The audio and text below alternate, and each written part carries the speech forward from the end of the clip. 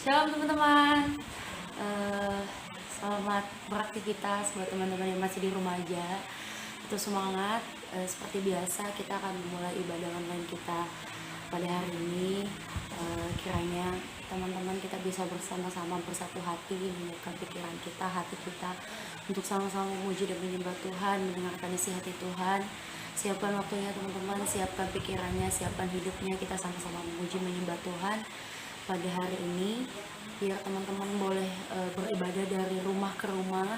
Kita percaya bahwa kuasa Tuhan tetap bekerja bagi setiap kita dari rumah ke rumah. Kita mulai ibadah kita. Mari kita siapkan hati kita untuk bersatu hati bersama Tuhan, menikmati hadirat Tuhan. Mari kita bersatu dalam doa. Bapa kami yang di surga, terima kasih Tuhan Yesus, terima kasih Bapa buat segala kebaikan-Mu, segala kasihan-Mu, segala cinta-Mu bagi setiap kami. Kami mengucap syukur Tuhan buat setiap kesempatan yang Tuhan berikan bagi setiap kami.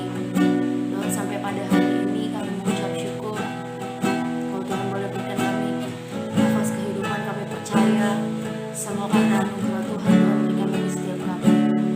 Bapak, pada hari ini Tuhan, kami memulai ibadah kami ya Bapak.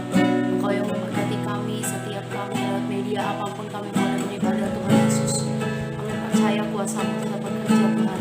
Engkau bekerja dari rumah ke rumah menjaga setiap hati kami, anak-anak muda di tempat. Engkau yang memberkati ibadah ini dari awal pertengahan sampai akhirnya.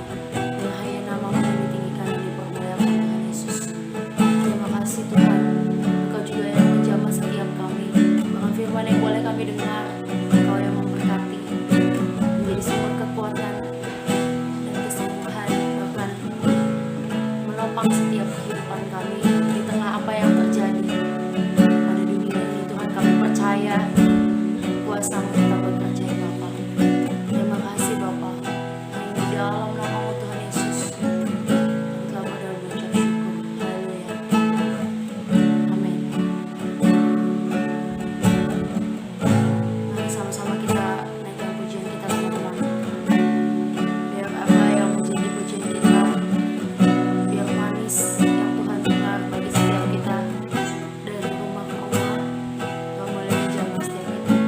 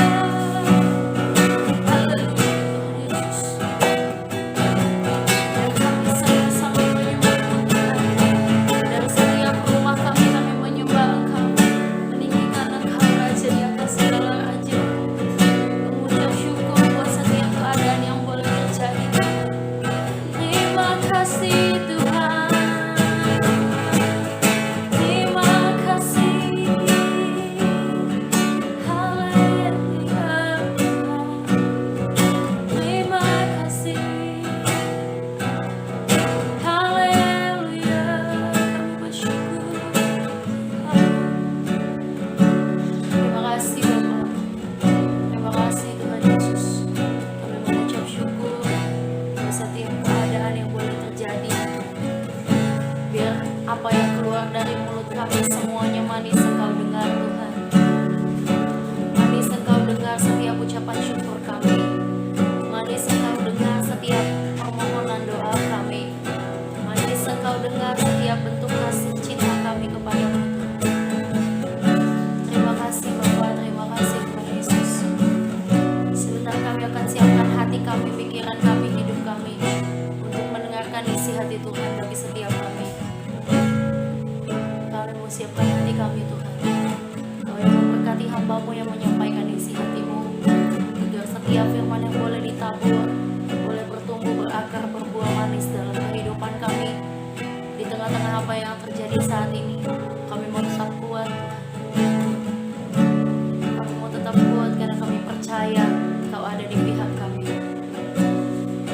Bapak berkati setiap kami, pribadi lepas pribadi, yang ada di rumah-rumah saat ini. Sebentar kami akan mendengarkan isi hati-Mu. Persiapkan hati kami Tuhan Yesus untuk mendengarkan ya Bapa, karena kami siap untuk ditaburi oleh kebenaran firman-Mu. Terima kasih Bapa, hanya di dalam nama Tuhan Yesus kami telah berdoa dan mengucap syukur. Haleluya, amin.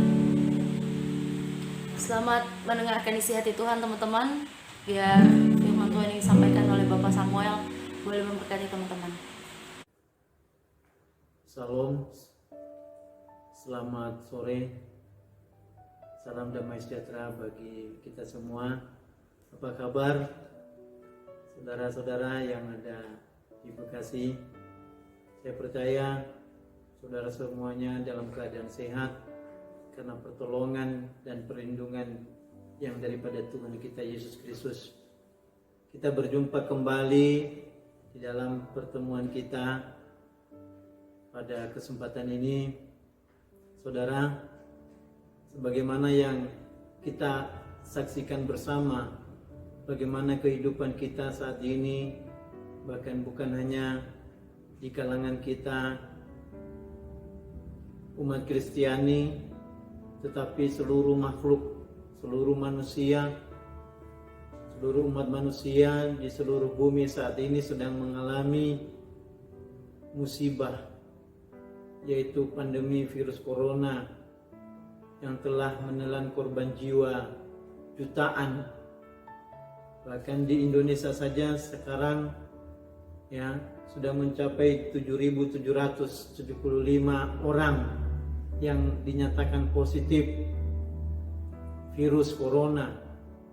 Saudara, kondisi sekarang ini membuat banyak orang mengalami kesusahan, bahkan kita mengalami banyak penderitaan, ya, baik secara rohani. Secara rohani kita sulit mendapatkan pengajaran firman Tuhan dalam ibadah kita. Kita sulit bersekutu dengan saudara-saudara seiman di dalam kebaktian bersama kita. Ya, kalau ini berkepanjangan bisa menimbulkan kekeringan rohani, bahkan kematian rohani. Seperti yang tertulis dalam Amos pasal 8 ayat 11 dan seterusnya itu, bahwa pada hari-hari terakhir ini manusia akan mengalami kelaparan dan kehausan, bukan lapar akan makanan dan bukan haus akan air, tetapi lapar dan haus akan mendengar firman Tuhan. Pada kesempatan ini kita memanfaatkan waktu untuk mendengarkan firman Tuhan, sehingga secara spiritual, secara rohani kita tetap berdiri teguh di hadapan Tuhan Yesus Kristus. Secara jasmani, melalui virus corona ini banyak orang sudah mulai kelaparan karena tidak mendapatkan kebutuhan hidup sehari-hari, ya. Banyak orang yang di PHK, banyak orang yang tidak punya pekerjaan, banyak orang yang tidak punya penghasilan, sehingga mulai mengalami kelaparan. Dan saudara-saudara, semuanya itu sudah ada di dalam firman Tuhan. Ya, suatu waktu nanti kita akan menelaah tentang peristiwa-peristiwa yang akan terjadi menjelang kedatangan Tuhan. Namun demikian, pada kesempatan ini kita akan belajar tentang kebenaran firman untuk membekali saudara-saudara sebagai kaum muda-mudi, remaja, ya, yang saat ini sedang berada di rumah, sedang menempuh pendidikan lewat online, belajar di rumah, ujian di rumah, mengerjakan soal-soal di rumah, dan banyak waktu saudara di rumah. Karena itu, pada kesempatan ini kita akan memahami kebenaran firman supaya saudara-saudara terbentuk yang menjadi pribadi-pribadi yang berkenan kepada Tuhan, supaya saudara-saudara sebagai kaum muda-mudi itu bukan sebagai teruna-teruna atau darah-darah yang rebah lesu dan terjatuh tersandung, tetapi menghadapi situasi dan kondisi zaman yang semakin tidak menentu, bahkan kondisi bumi ini yang sedang mengalami musibah, bahkan sedang menuju kepada kehancurannya. Maka apa yang saudara lakukan sebagai seorang muda, baik itu teruna maupun itu darah-darah yang cantik, seperti yang ditulis dalam kitab kita, saudara, pada kesempatan ini kita akan belajar kebenaran firman Tuhan. Kita akan membaca terlebih dahulu, ya, dasar ayat kita pada kesempatan ini di dalam Yohanes pasal yang kedua, ayat yang ke-13 sampai yang ke-21. Yohanes pasal 2 ayat 13 sampai yang ke-21. Mari kita baca bersama-sama. Saudara yang bawa Alkitab silakan dibuka, atau dari HP-nya silakan dibuka. Saya akan bacakan. Ketika hari raya Paskah orang Yahudi sudah dekat, Yesus berangkat ke Yerusalem. Dalam bait suci didapatinya pedagang-pedagang lembu, kambing domba dan merpati, dan penukar-penukar uang duduk di situ. Ia membuat cambuk dari tali, lalu mengusir mereka semua dari bait suci dengan semua kambing domba dan lembu mereka. Uang penukar-penukar dihamburkannya ke tanah, dan meja-meja mereka dibalikannya. Kepada pedagang-pedagang merpati ia berkata, "Ambil semuanya ini dari sini. Jangan kamu membuat rumah Bapakku menjadi tempat berjualan." Maka teringatlah murid-muridnya bahwa ada tertulis, "Cinta untuk rumahmu menghanguskan aku." Orang-orang Yahudi menantang Yesus, katanya, "Tanda apakah yang dapat engkau tunjukkan kepada kami bahwa engkau berhak bertindak demikian?" Jawab Yesus kepada mereka, "Rombak bait Allah ini, dan dalam 3 hari aku akan mendirikannya kembali." Lalu kata orang Yahudi kepadanya, 46 tahun orang mendirikan bait Allah ini, dan engkau membangunnya dalam 3 hari? Tetapi yang dimaksudkannya dengan bait Allah ialah tubuhnya sendiri. Nah, saudara-saudara kaum muda-mudi remaja yang dikasihi Tuhan, ini dasar ayat firman Tuhan atau renungan kita pada kesempatan ini, ya. Cerita ketika Tuhan Yesus masuk ke dalam bait Allah di Yerusalem, dan dia membersihkan bait Allah dari penukar-penukar uang, dari orang-orang yang pedagang-pedagang lembu, kambing domba, burung merpati, yang di mana seharusnya bait Allah itu digunakan untuk beribadah kepada Tuhan, tetapi orang-orang Yahudi malah menggunakan bait Allah itu sebagai tempat berdagang, memperdagangkan lembu, sapi, kambing domba, merpati. Bahkan ada yang berprofesi sebagai penukar uang. Semua duduk di dalam bait Allah itu. Dari sini Tuhan Yesus membuat cambuk dan mengusir mereka semua dari bait Allah. Tuhan sangat marah terhadap tindakan orang-orang Yahudi yang menyalahgunakan bait Allah ini menjadi transaksi berjual beli, ya, menjadi tempat bertransaksi untuk jual beli. Artinya berdagang, berbisnis di dalam bait Allah. Ini yang sangat dibenci oleh Tuhan pada saat itu, ya. tindakan orang-orang Yahudi yang melakukan tindakan bisnis di dalam bait Allah. Salah sasaran, salah penggunaan bait Allah. Seharusnya bait Allah itu untuk tempat beribadah, tempat berdoa, tempat memuji Tuhan, tempat untuk mendengarkan firman, tetapi digunakan untuk berjualan, untuk berbisnis. Ini tindakan yang sangat menyesalkan hati Tuhan, sehingga membuat Tuhan Yesus marah.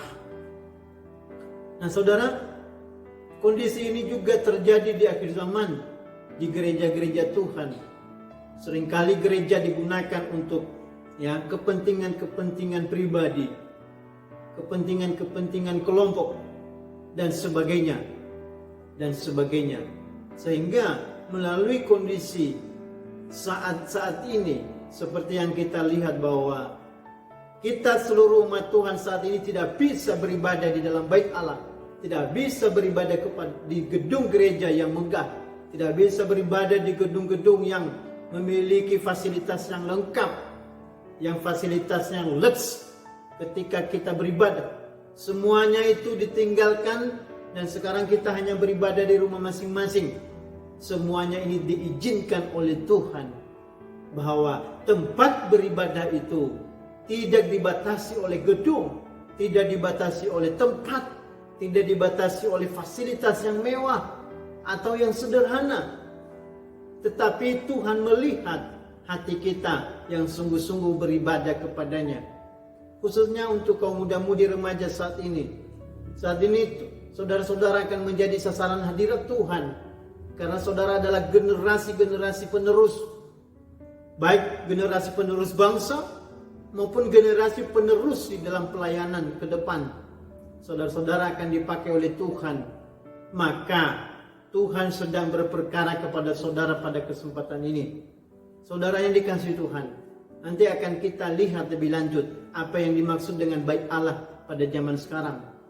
Memang kita lihat secara nyata sekarang ada gedung gereja, ada tempat beribadah. Kalau sekarang banyak tempat-tempat ibadah, ada di hotel-hotel, di ruko, di mall-mall.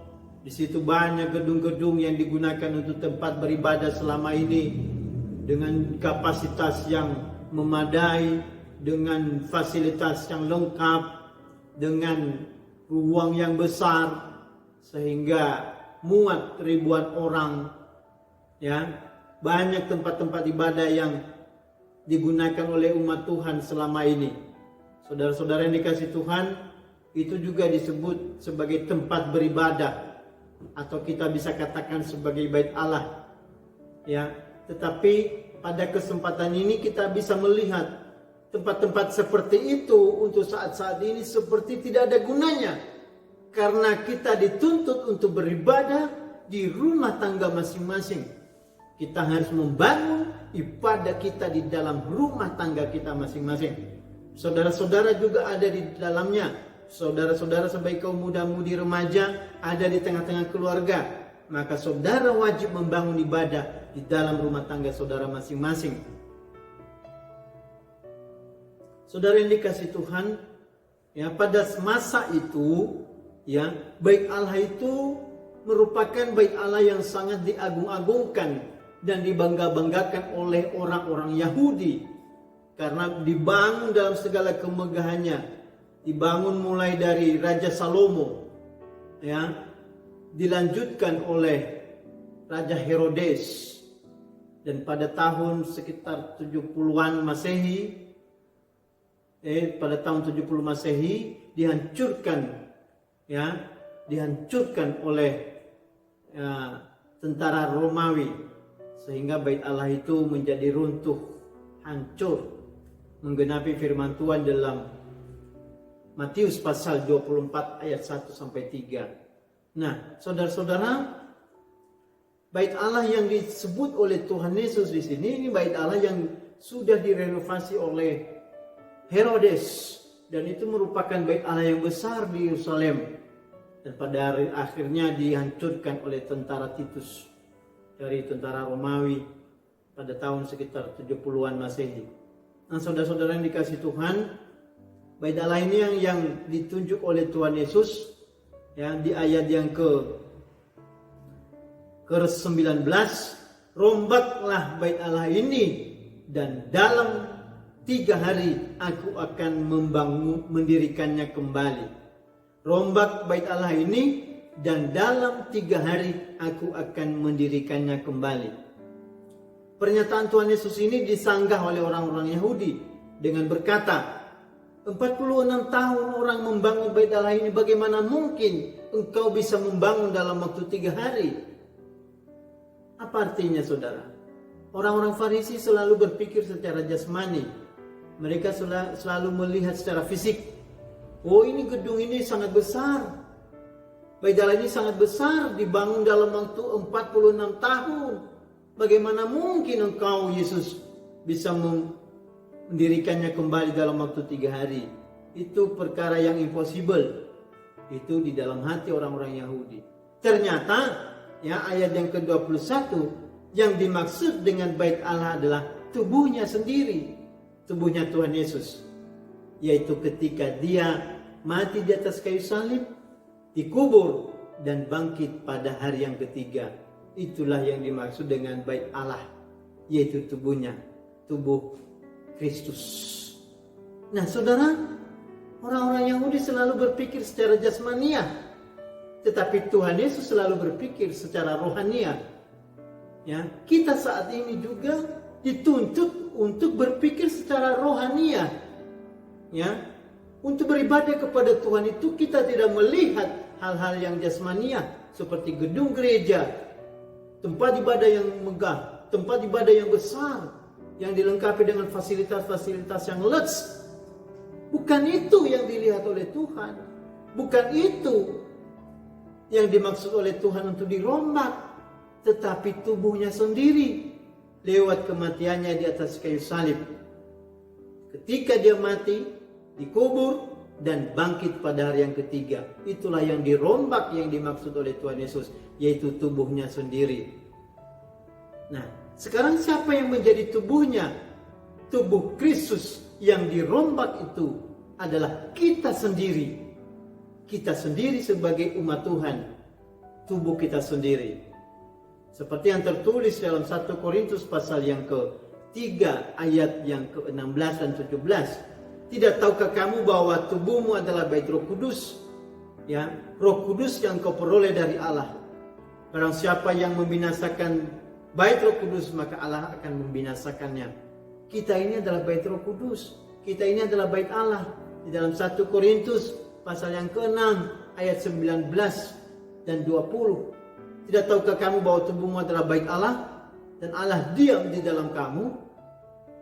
Jadi yang dimaksud dengan bait Allah itu adalah hidup kita sendiri, saudara-saudara sendiri, tubuh saudara-saudara sendiri. Itulah bait Allah yang harus dirombak. Bukan bait Allah yang jasmani, tetapi bait Allah rohani, yaitu hidup kita sendiri. Saudara-saudara sebagai kaum muda-mudi remaja, pada kesempatan ini, ya, firman Tuhan menjadi pedoman bagi kita, dan saudara menjadi sasaran hadirat Tuhan pada kesempatan ini, ya, melalui situasi kondisi jagat yang sedang digoncang-ganjing oleh virus corona. Maka kesempatan ini diberikan oleh Tuhan kepada kita supaya kita merombak hidup kita sebagai bait Allah ini. Merombak hidup kita sebagai bait Allah ini dirubah sesuai dengan kehendak Tuhan, dirubah sesuai dengan keinginannya Tuhan Yesus Kristus. Kita baca di dalam Injil Matius, ya, Injil Matius pasal yang ke-21 ayat yang 12 sampai 13. Sekali lagi, Matius pasal 21 ayat yang ke-12 dan 13. Lalu Yesus masuk ke bait Allah dan mengusir semua orang yang berjual beli di halaman bait Allah. Ia membalikkan meja-meja penukar uang dan bangku-bangku pedagang merpati, dan berkata kepada mereka, ada tertulis, rumahku akan disebut rumah doa, tetapi kamu menjadikannya sarang penyamun. Ini hampir sama dengan yang tertulis dalam Yohanes tadi. Kalau Injil Yohanes pasal yang kedua, ayat yang ke-13 sampai 21 itu, kalau di dalam pola tabernakel terkena dengan benda mezbah korban bakaran. Mezbah korban bakaran itu berbicara tentang pengorbanan Tuhan Yesus Kristus di atas kayu salib. Dia rela mati di atas kayu salib, mati dan bangkit pada hari yang ketiga. Nah, itu arti daripada mezbah korban bakaran. Nah, di situ, di mezbah korban bakaran, kita sebagai orang-orang percaya harus mengambil sikap bertobat dari segala kesalahan kita, bertobat dari segala kejahatan kita, bertobat dari segala perbuatan-perbuatan lama kita, sebagai wujud bahwa kita menjunjung tinggi pengorbanan Tuhan Yesus di atas kayu salib sebagai anak domba Allah. Untuk mengalami keubahan hidup, untuk mengalami perombakan di dalam bait Allah, yaitu hidup kita sendiri, maka kita harus bertobat, meninggalkan segala perbuatan lama, meninggalkan segala kejahatan, seperti pedagang-pedagang lembu, seperti pedagang-pedagang kambing domba, seperti pedagang merpati, seperti penukar-penukar uang. Itulah perbuatan-perbuatan jahat di mata Tuhan, ya, perbuatan-perbuatan yang dilakukan di bait Allah. Nah, untuk saat ini kita yang menghargai pengorbanan Tuhan Yesus, kita harus membaharui hidup kita dari perbuatan-perbuatan yang jahat di mata Tuhan. Segala perbuatan dosa, dosa kaum muda, dosa nafsu jahat yang ada di dalam diri kita sebagai orang muda harus dirombak itu. Kalau kita menghargai kematian dan kebangkitan Tuhan Yesus Kristus. Sedangkan di dalam Matius pasal 21 ayat 12 sampai 13, walaupun kalimatnya sama, tetapi dalam pola tabernakel ini terkena tabut perjanjian. Tabut perjanjian dalam tabernakel itu arti rohaninya adalah mempelai wanita Tuhan. Mempelai wanita Tuhan, itulah tabut perjanjian. Sedangkan tutup grafirat itu dengan dua kerub itu berbicara tentang pribadi Tuhan Yesus Kristus yang menyatu dengan peti tabut perjanjian, yaitu gereja tubuh Kristus. Jadi tabut perjanjian itu berbicara tentang mempelai wanita Tuhan menyatu dengan Tuhan Yesus Kristus sebagai kepala. Nah, saudara-saudara, ya, Matius pasal 21 ayat 12 sampai 13 ini juga berbicara tentang perombakan bait Allah. Artinya apa? Bukan secara jasmani, tetapi perombakan bait Allah secara rohani, yaitu hidup kita ini, tubuh kita sendiri sebagai tubuh Kristus, sebagai mempelai wanita Tuhan, maka harus dirombak. Bukan lagi sebagai sarang penyamun, tetapi menjadi rumah doa, rumah ibadah, rumah bersekutu dengan Tuhan. Sangat keras pernyataan Tuhan Yesus, ya. Bait Allah dijadikan sebagai sarang penyamun. Sarang itu artinya tempat kediaman atau tempat persembunyian. Nah, penyamun itu artinya perampok, pencuri, penggarong, begal, bandit, penjahat, berandal. Itu artinya penyamun. Kalau dijadikan satu sarang penyamun artinya sarang perampok, sarang pencuri, atau tempat persembunyiannya penggarong, tempat persembunyiannya begal, tempat persembunyiannya bandit, atau tempat persembunyiannya penjahat atau berandal. Arti sederhananya adalah kalau tubuh kita ini menjadi sarang penyamun, artinya di dalam diri kita ini, ya, banyak tersimpan kejahatan. Ya, kejahatan, perampokan, merampok, merampas milik sesamanya, mencuri milik sesamanya, menggarong, ya, merampas, membegal, ya, menjadi bandit, menjadi penjahat, menjadi berandal. Itu ada di dalam diri kita kalau kita ini disebut sebagai sarang penyamun. Ini harus dirombak. Kalau masih ada di dalam diri kaum muda seperti itu, perbuatan-perbuatan itu, perbuatan-perbuatan jahat, perbuatan-perbuatan yang tidak berkenan kepada Tuhan, itu harus dirombak mulai saat ini. Jangan engkau menjadikan tubuhmu, hidupmu sebagai sarang penyamun, tetapi dirombak menjadi rumah doa. Rumah doa. kesempatan ini yang kita gunakan untuk membangun hidup kita menjadi rumah doa, yaitu kita banyak waktu di rumah, kita bekerja di rumah, kita belajar di rumah, kita berdoa di rumah, kita beribadah di rumah. Nah, saudara-saudara, kalau orang tua saudara mengajak saudara beribadah di rumah masing-masing, maka saudara-saudara sebagai kaum muda harus tunduk dan taat dan lebih sungguh-sungguh menjalankannya. Jadikanlah tubuhmu, jadikanlah hidupmu sebagai rumah doa bagi Allah, rumah doa bagi bangsa-bangsa, rumah doa bagi kemuliaan Tuhan. Yaitu gunakanlah tubuhmu untuk beribadah kepada Tuhan. Saudara yang dikasihi Tuhan, karena kita ini adalah calon mempelai wanita Tuhan. Karena ayat ini terkena dengan tabut perjanjian, yang berarti dengan mempelai wanita Tuhan. Nah, saudara yang dikasihi Tuhan, saat ini tentu juga saudara berpikir bagaimana sebenarnya nasib kita ini dalam kondisi dan keadaan seperti ini. Kita masih muda, kita masih pelajar, masih sekolah SD, SMP, mungkin ada yang masih SMA, dan ada yang sudah kuliah. Barangkali juga saudara-saudara menjadi bimbang, menjadi takut, menjadi gelisah, menjadi bingung. Bagaimana nasibku? Bagaimana sekolahku? Kalau kondisi seperti sekarang ini, tidak bisa belajar di sekolah, tidak bisa masuk kampus, hanya belajar di rumah. Jangan-jangan aku ini tidak punya masa depan. Bagaimana ya Tuhan masa depanku ini? Ya, jangan saudara gelisah, jangan saudara bimbang, jangan saudara takut, ya, jangan saudara bingung, jangan saudara menjadi putus asa. Yakin bahwa setiap hidupmu itu ada di dalam rancangan Tuhan.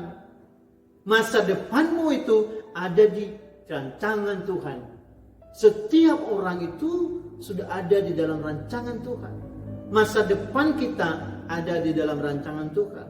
Seperti yang tertulis dalam Mazmur pasal yang ke-37 ayat yang ke-23 sampai 24.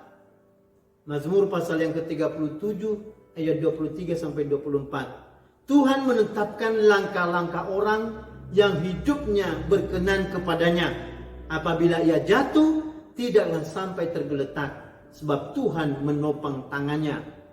Ya, ayat ini menunjukkan dengan tegas bahwa Tuhan menetapkan langkah-langkah orang yang hidupnya berkenan kepadanya. Sekalipun saudara masih muda, masih remaja, tetapi yakin bahwa Tuhan juga menetapkan langkah-langkahmu, menetapkan masa depanmu, memberikan kau masa depan yang indah, bukan masa depan yang penuh kecelakaan, tetapi masa depan yang penuh bahagia, asalkan saudara berkenan kepada Tuhan. Asalkan saudara mau menjadikan hidupmu sebagai bait Allah, yaitu rumah doa. Maka yakinlah bahwa Tuhan bertanggung jawab atas masa depanmu. Tuhan bertanggung jawab atas pendidikanmu. Tuhan bertanggung jawab atas cita-citamu. Tuhan bertanggung jawab apapun yang kau inginkan. Bahkan tentang apapun, ya, masalah jodoh, masalah pasangan hidup pun Tuhan sudah atur semua itu. Yang terpenting sekarang adalah bagaimana saudara-saudara menjadi orang-orang yang berkenan di hadapan Tuhan. Menjadi orang-orang muda yang berkenan di hadapan Tuhan. Maka saudara harus merombak bait Allah hidupmu sendiri sesuai dengan yang dikehendaki Tuhan. Rombak hidupmu menjadi rumah doa, menjadi rumah Allah, menjadi bait Roh Kudus, ya, tempat Roh Kudus berdiam. Sekalipun saudara masih muda, tetapi jadikanlah hidupmu itu tempat hadirat Tuhan. Maka ketika ada ibadah di rumah, ya, laksanakan dengan sungguh-sungguh. Ya, pergunakan waktu-waktu yang ada ini, karena waktu-waktu sekarang adalah waktu-waktu yang jahat, ya, yang banyak ditandai dengan persoalan dan masalah. Maka pergunakanlah waktu-waktu yang ada ini untuk menjadikan hidupmu sebagai rumah doa, rumah Allah, baik Roh Kudus, sehingga Tuhan bertanggung jawab atas masa depanmu semua. Seperti yang tertulis di dalam Roma pasal 12 ayat 1 sampai 2. Ya, Roma pasal 12 ayat 1 sampai yang kedua. Karena itu saudara-saudara, demi kemurahan Allah, aku menasihatkan kamu supaya kamu mempersembahkan tubuhmu sebagai persembahan yang hidup, yang kudus dan yang berkenan kepada Allah. Itulah ibadahmu yang sejati. Jadi yang dikehendaki Tuhan bagi kita sebagai orang-orang muda, sebagai remaja, sebagai teruna-teruna, sebagai dara-dara, maka persembahkanlah tubuhmu sebagai persembahan yang hidup, bukan persembahan yang mati. Kalau orang mati itu sudah tidak bisa mempersembahkan tubuhnya kepada Tuhan. Hanya selama kita masih hidup, kita bisa mempersembahkan tubuh kita kepada Tuhan. Sejak saudara masih muda ini, persembahkanlah tubuhmu itu kepada Tuhan sebagai persembahan hidup, bukan persembahan yang mati. Bukan persembahan yang mati rohani atau yang mati jasmani. Tidak bisa. Hanya selama kita hidup. Hidup secara rohani, hidup juga secara jasmani. Ya. Dan juga kita mempersembahkan tubuh kita ini sebagai tubuh yang kudus.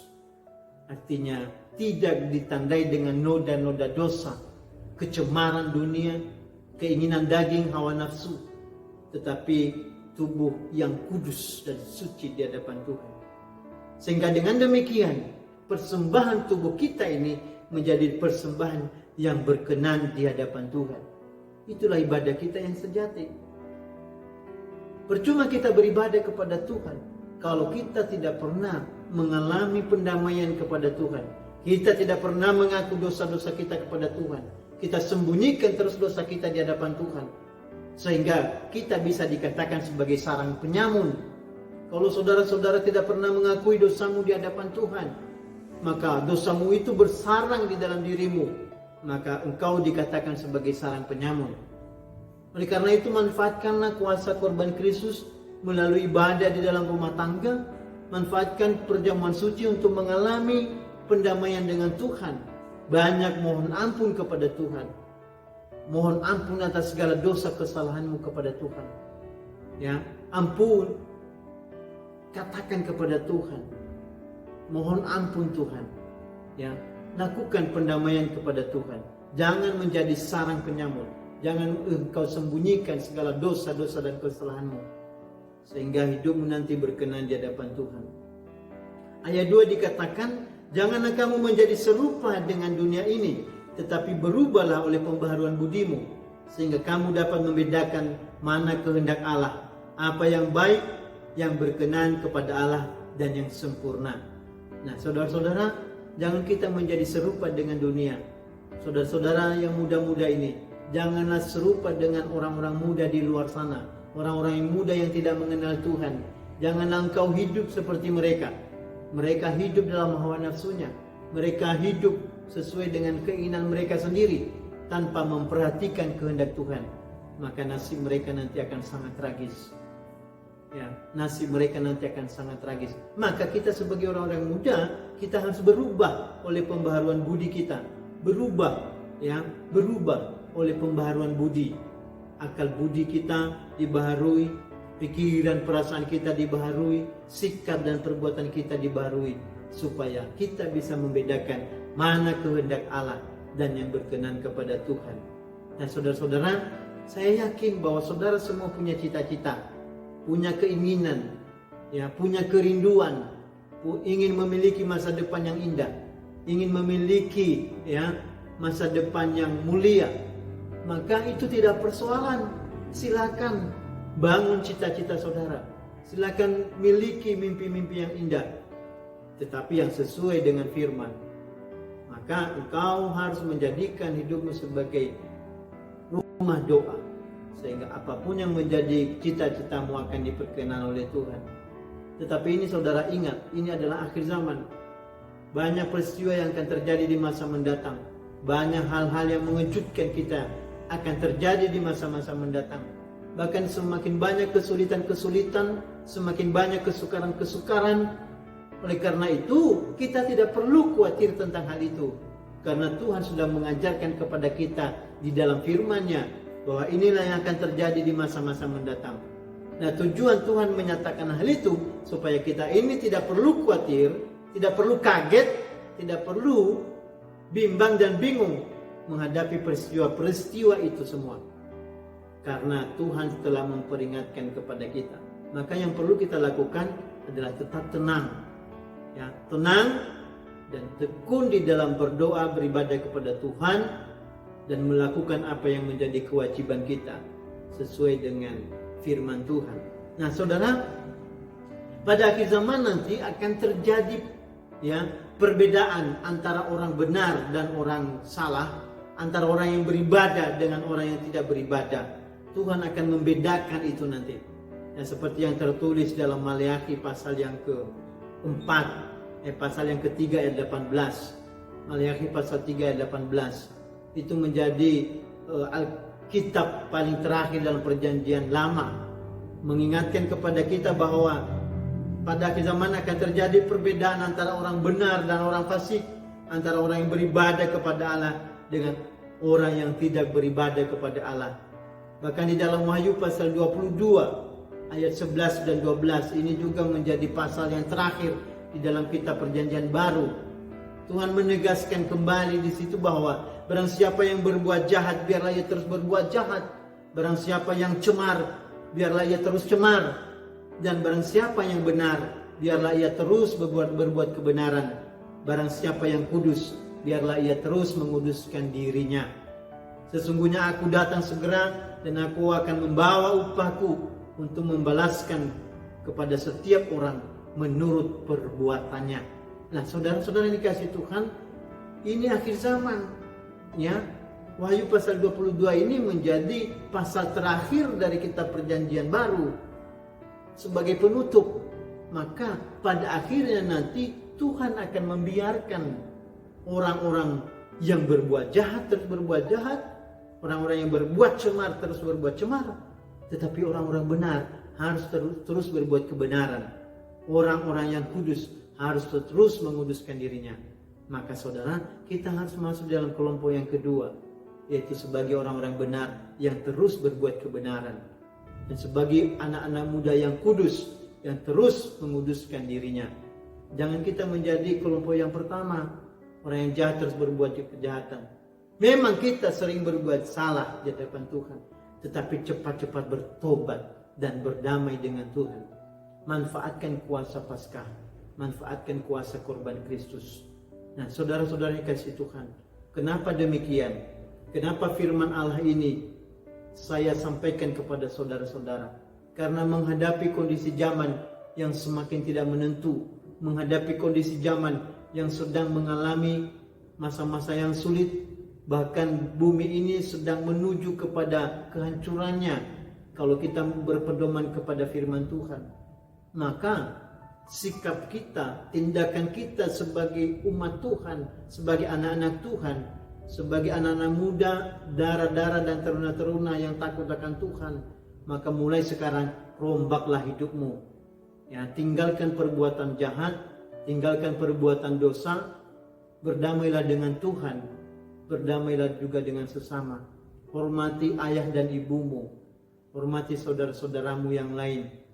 Nah, saudara-saudara, ya, hendaknya engkau memanfaatkan waktu-waktu yang ada ini untuk belajar di rumah, membaca firman, berdoa, menyembah, dan terlebih-lebih beribadah bersama dengan keluarga, kedua orang tua, dan saudara-saudara yang lain.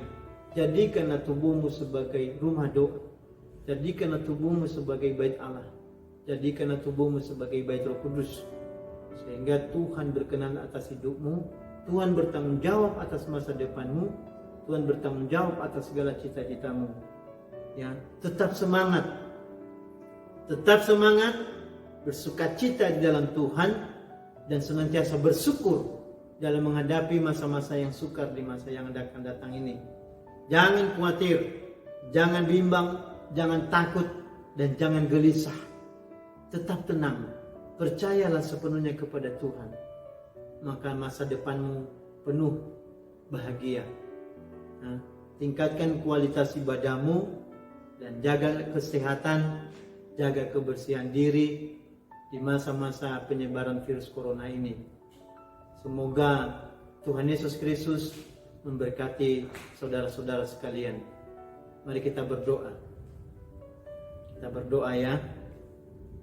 Bapa di sorga, di dalam nama Tuhan Yesus Kristus, kami bersyukur karena kemurahan-Mu kepada kami bisa mendengarkan kebenaran firman-Mu. Kami sebagai orang-orang muda, teruna-teruna darah-darah di hadapan-Mu ya Tuhan, kami persembahkan tubuh kami ini menjadi persembahan yang hidup, yang kudus dan yang berkenan kepadamu. Biarlah tubuh jiwa roh kami menjadi rumah doa, menjadi bait Allah yang kudus, yang suci di hadapan Tuhan, menjadi bait Roh Kudus. Jadikanlah seluruh orang-orang muda ini menjadi orang-orang muda yang berkenan di hadapan-Mu ya Tuhan. Kau memberkati masa depan mereka, Kau memberkati pendidikan mereka, Kau memberkati cita-cita mereka. Apapun yang dirindukan oleh seluruh jemaat kaum muda-mudi ini dijawab oleh Tuhan, dan Engkau mengampuni mereka dari segala dosa dan kesalahan mereka. Biarlah terjadi pembaharuan dalam hidup mereka. Hidup mereka dirombak menjadi bait Allah yang kudus, yang suci dan berkenan kepada Tuhan. Di masa-masa yang sukar saat ini Tuhan, biarlah Engkau memberikan mereka Roh Kudus, Roh penghibur, untuk menguatkan, meneguhkan hati mereka, supaya mereka tetap berpegang teguh kepada Tuhan Yesus Kristus dan mempercayakan masa depan mereka kepada Tuhan Yesus Kristus. Terima kasih Tuhan. Kau kirimkan para malaikat-Mu senantiasa menjaga, melindungi, menyertai dimanapun mereka berada, kemanapun mereka pergi. Jauhkan mereka dari malapetaka, musibah, bencana. Jauhkan dari virus-virus corona. Biarlah malaikat-Mu membentengi mereka. Tuhan memberkati mereka. Tuhan memberkati masa depan mereka. Limpahkan mereka damai dan sejahtera yang daripada Tuhan Yesus Kristus. Terima kasih. Di dalam nama Tuhan Yesus Kristus kami berdoa. Amin. Ya, gimana teman-teman firman dari Bapak Samuel? Kami berterima kasih atas nama Youth GKTL Roy kepada Bapak Samuel yang telah menyampaikan isi hati Tuhan. Semoga semakin diberkati, diberikan kesehatan dimanapun berada. Dan biar firman yang boleh ditabur sama teman-teman di rumah boleh bertumbuh, berakar, berbuah manis dalam kehidupan teman-teman di tengah apapun yang terjadi saat ini. Kita percaya kuasa Tuhan terlebih besar dari apapun, bahkan dari yang terjadi saat ini dengan dunia, bahkan dengan bangsa Indonesia. Kita percaya Tuhan turut bekerja dalam mendatangkan sesuatu. Dan teman-teman dihimbau juga kepada teman-teman untuk tetap memberikan korban persembahan kepada Tuhan untuk perbendaharaan rumah Tuhan, biar korban persembahannya nanti boleh diserahkan kepada gereja untuk menjadi perbendaharaan di rumah Tuhan di gereja. Saya menghimbau untuk teman-teman untuk tetap memberikan korban persembahan kepada Tuhan di tengah apa yang terjadi saat ini. Kita percaya Tuhan sanggup melakukan segala sesuatu, bahkan kuasanya terlebih besar melebihi apapun. Teman-teman, kita sama-sama percaya, dan teman-teman juga di rumah jangan lupa untuk terus berdoa kepada Tuhan, terus menaikkan pujian penyembahan kita kepada Tuhan, karena kita percaya bahwa kuasanya bekerja tidak hanya lewat gedung ibadah, gedung gereja, tapi kita percaya bahwa kuasa Tuhan tetap bekerja sekalipun itu dari rumah. Kita percaya kuasanya bekerja dari rumah ke rumah, bahkan kuasanya terlebih besar dari apapun yang kita bisa pikirkan teman-teman. Yuk sama-sama teman-teman kita mulaikan pujian kita mau akhiri ibadah kita. Teman-teman di rumah juga boleh sama-sama berdoa buat keadaan yang terjadi, buat apapun yang terjadi dengan bangsa ini, apapun yang terjadi dengan dunia ini. Kita mau sama-sama berdoa biar dari rumah ke rumah setiap kita boleh menaikkan setiap pujian penyembahan kita, doa kita kepada Tuhan, karena kita percaya kuasa Tuhan jauh lebih besar dari apapun, teman-teman. Nah, kita naikkan pujian kita.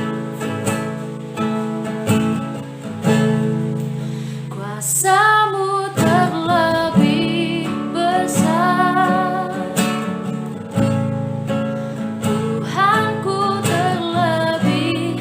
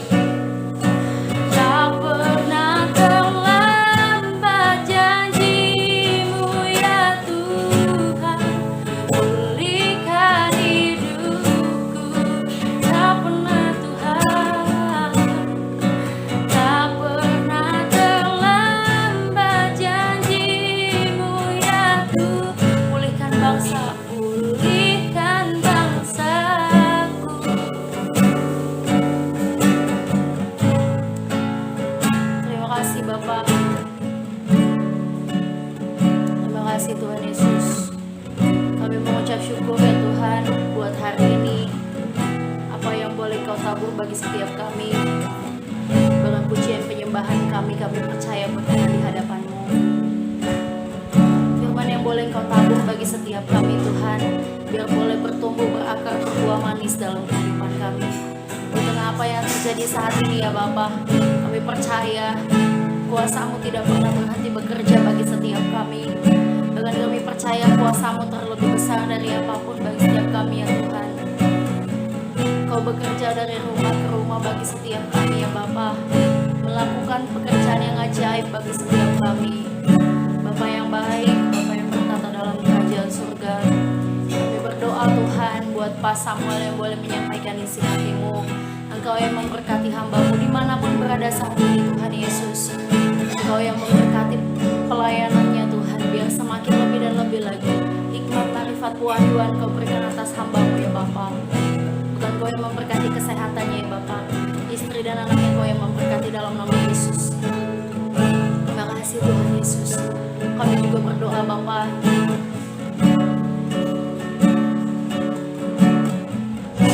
buat keluarga kami dimanapun berada saat ini Tuhan Yesus. Kami berdoa buat keluarga kami, bahkan anak-anak muda di tempat ini ya Bapa, dari rumah ke rumah. Saat ini kami percaya Kau yang menyentuh setiap hati kami ya Bapa. Kau yang memberkati dan menjaga setiap keluarga kami, kehidupan kami ya Bapa. Kau yang memberkati setiap pendidikan kami, kuliah kami, sekolah kami, pekerjaan kami. Kau yang turut campur tangan untuk mendatangkan kebaikan dalam hidup kami ya Bapa. Terima kasih Tuhan Yesus.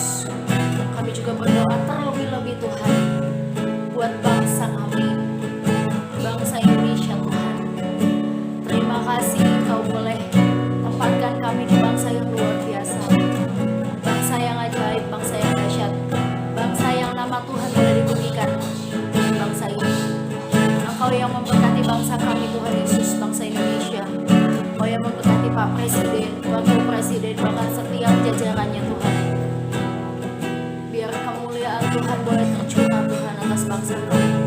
Di tengah apa yang terjadi saat ini, kami mau tetap percaya Tuhan bahwa kuasa-Mu tidak pernah berhenti bekerja. Kuasa-Mu tidak pernah berhenti bagi setiap kami ya Bapa. Terima kasih Tuhan Yesus, terima kasih. Kami juga berdoa buat Tuhan tenaga-tenaga medis ya Tuhan, yang saat ini bekerja, yang saat ini tiada lelah, tiada jerih lelah untuk membantu setiap yang terkena COVID Tuhan Yesus. Kami percaya Engkau yang menutup bungkus setiap tenaga medis ya Bapa. Menutup bungkus mereka dengan kuasa darah-Mu ya Bapa. Berikan mereka kesehatan dan kekuatan yang ekstra daripada Tuhan. Biar kami selalu dilindungi dan dijagai oleh-Mu ya Tuhan. Terima kasih Bapa, terima kasih Tuhan Yesus. Engkau yang memberkati setiap anak-anak muda, teruna-teruna muda ya Bapa, yang ada di rumah bahkan dimanapun saat ini, yang mengikuti ibadah online ini Tuhan. Kami percaya Tuhan, apapun yang terjadi tidak akan menghalangi kami untuk beribadah kepada Tuhan. Keadaan yang terjadi saat ini tidak akan menghalangi kami untuk beribadah kepada-Mu ya. Kau yang memberkati setiap kami ya Bapa, pribadi lepas pribadi. Terima kasih ya Bapa, terima kasih Tuhan. Kami serahkan seluruh kehidupan kami kepada-Mu. Biar hati kami, hidup kami, mata kami semuanya tertuju kepada-Mu. Terima kasih Bapa, terima kasih Tuhan. Kami akhiri ibadah kami hanya dalam satu nama yang luar biasa, nama Tuhan Yesus Kristus. Sebelumnya Tuhan, kami mau berdoa seperti doa yang Tuhan ajarkan bagi setiap kami. Bapa kami yang di surga, dikuduskanlah nama-Mu, datanglah kerajaan-Mu, jadilah kehendak-Mu di bumi seperti di surga. Berikanlah kami pada hari ini makanan kami yang secukupnya, dan ampunilah kami akan kesalahan kami, seperti kami juga mengampuni orang yang salah kepada kami. Dan jangan membawa kami ke dalam pencobaan, tapi lepaskanlah kami daripada yang jahat. Karena Engkau yang punya kerajaan, dan kuasa, dan kemuliaan sampai selama-lamanya. Amin. Amin. Selamat beribadah teman-teman, selamat selesai beribadah. Tetap beraktivitas, tetap semangat teman-teman dimanapun berada, apapun yang dilakukan, tetap semangat, tetap sukacita, karena kita percaya Tuhan tidak akan pernah membiarkan sekali-kali membiarkan dan meninggalkan kita. Amin. Shalom teman-teman, God bless you dan sampai jumpa di ibadah online selanjutnya. Tuhan Yesus memberkati.